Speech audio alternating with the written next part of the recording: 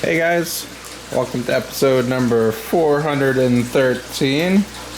Today is Monday, so it's Update Monday, and we're hanging out down here in the fish room with the Polly puppy. She's definitely helping out, as you can see. And today I wanted to focus on this drain line here. This is something that I just recently installed. It's not quite finished yet. It's all PVC welded together at this point, and I'm gonna let it dry, cure for a day or so before I start putting water through it. But this is something that I did not install when I originally put up the fish room, and it's something that I wish I did. This gets back to planning. This gets back to figuring out, you know, the long-term plan for something before you even put anything up. And it's something that I wish I had done before I set any of this up, because it would have been a heck of a lot easier. Essentially, what I did was I focused on this rack and everything that was involved in that. And then, as we know, other things come along, and the 300-gallon stock tank popped in to this fish room. And who knows, in the future something might pop over here on this wall as well. And the one thing that all of this has in common is this wall right here. And if we run a drain line, a single drain line, all the way along the wall, then we can capture wastewater from all of these systems and send them down all the way to our wastewater barrel. As you can see here, we have two tubes. This is actually a recirculating line, which goes to my sump system. So that water is reused, but this is a wastewater line.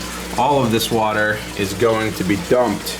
So if I had installed that first, I wouldn't have had to completely drain this 300-gallon stock tank, move it about a foot away from the wall, and then fill it all the way back up again. It would have already been done to begin with, which would have been nice. And essentially, the next step here is to plumb this sump barrel into this drain line. And this drain line is going to drop a little bit. I actually attached it to the wall with a wall hanger, and it's a little high. So I'm going to drop that down a little bit, and essentially from that end all the way down to the other end, I think it's going to drop probably about 6 inches or so. Sorry for the focus. Holy hell. Where are we? Here we are. We're back. Sorry, I need some more light down here, I guess. Alright, so where is this drain line going? So here it is. It's the one on the top. Runs all the way over here, and then this is the retrofit. This is what I just accomplished today. Now originally all 3 of these barrels were designed just for this fish system, and they've got 2 holes drilled in them with 2 unions, 2 sets of uniseals, and basically the bottom one is the one that's being used, and then the top one is just like an emergency overflow.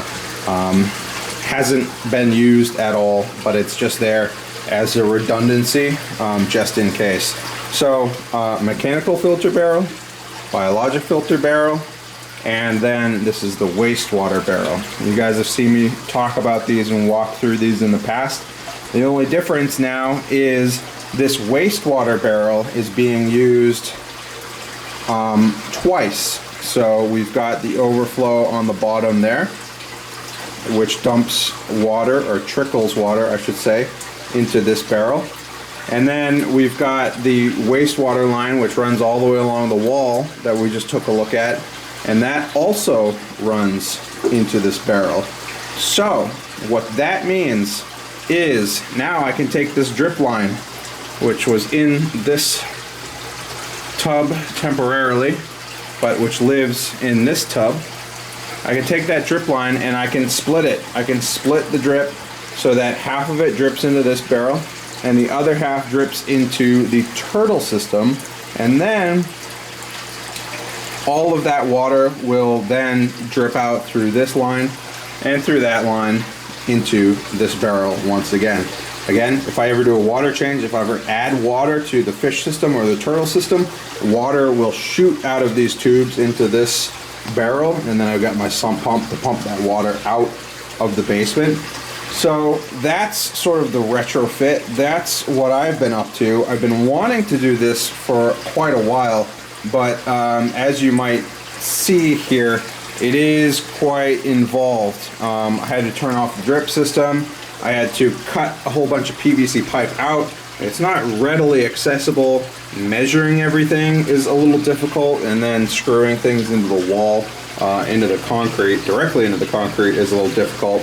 So welding this all together took a little time, a little energy, but now it's in place, and now it just needs to sit and cure a little bit before I start putting water through it. You will notice that I have an emergency set of overflows here. These uniseals that are drilled in at the top. This top set is completely unused at the moment, so I just stuck a couple odd pieces of PVC in them for now, but they're not doing anything in particular. But they were attached in just the same way that these are attached, so that there are two lines going from this barrel to this barrel. So I might reattach those at some point. I just haven't gotten around to that. I don't necessarily have the right parts to do that, so that will definitely be a future consideration. But for now, we have this system set up. The lesson to be learned here, folks, is if you're setting up a central filtration system as large as this, you should probably take into consideration the entire room and how you may or may not use it in the future, and plan ahead and put in things like drain lines on the walls before you put any tanks in front of the walls. Because I'm telling you right now, it's a heck of a lot easier when you don't have all kinds of stuff in the way. So anyways, that's what I've gotten accomplished today. Again, I'll just wait a day or so for that to cure, and then I can start putting water through it, and we should be in business. So hope you guys enjoyed that little look, that little improvement down here to the fish room. Now this entire wall can drain all of its wastewater into this one barrel, and if I ever need to, I can expand that system all the way along this wall here, and I can put in more tanks all the way up to that point. And then if I was ever to want to continue, I could just cut this off and continue going, wrapping around this wall here.